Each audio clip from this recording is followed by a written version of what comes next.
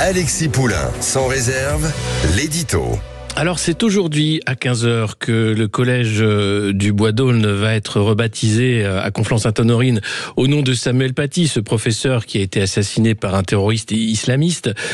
Elisabeth Borne, ministre de l'Éducation, sera sur place pour rendre hommage au nom de ce professeur. Et quoi de mieux qu'un révisionnisme obscène pour rendre hommage à Samuel Paty, comme l'ont fait ces derniers jours les membres du gouvernement.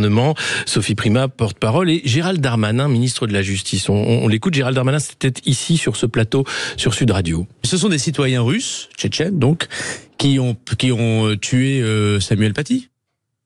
Bien sûr, des citoyens russes qui ont tué Samuel Paty, et Sophie Primas n'a pas dit autre chose. Je rappelle que Samuel Paty a été assassiné par un Tchétchène russe et donc, y compris sur le terrorisme, le rôle de la Russie est engagé. Donc aujourd'hui, il s'agit de prendre les Français, de pas faire peur aux Français, de pas manipuler les Français, mais juste de leur donner la réalité de la menace russe, qui est une menace réelle et sérieuse. Oui, à peine manipuler les Français et de manière catastrophique. Je rappelle que le tueur de Samuel Paty était réfugié en France, en l'occurrence, mais que la France n'a pas donné l'asile à Imran Aliyev, qui était un blogueur tchétchène qui a été tué par le régime de Kadyrov en France, dans un hôtel à Lille.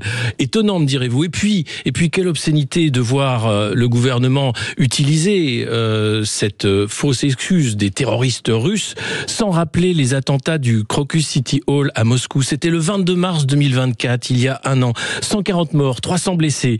Là, c'était l'État islamique au Khorasan, des Tadjiks qui étaient à la manœuvre. Pas un mot sur cet attentat à Moscou. Faire croire que la Russie serait derrière les attentats terroristes, pourquoi pas? Nous sommes en 2025 et nous allons malheureusement célébrer le triste anniversaire du Bataclan. Eh bien tout ça, utilisé à des fins de propagande guerrière, les exactions de terroristes islamistes au nom, bien sûr, de notre ennemi imaginaire qui est devenu la Russie, ennemi sérieux, si on écoute Keir Starmer et Emmanuel Macron. D'ailleurs, n'oubliez pas, c'est dans vos lits que les Russes attaquent.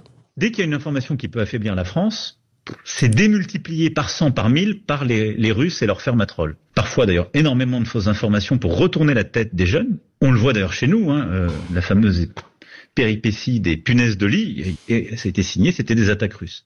C'était signé, c'était des attaques russes, vous voyez ? C'est dans vos lits que les Russes attaquent. Faites attention, mais celui qui veut retourner la tête des jeunes, je crois pas que ce soit Vladimir Poutine, mais plutôt Emmanuel Macron.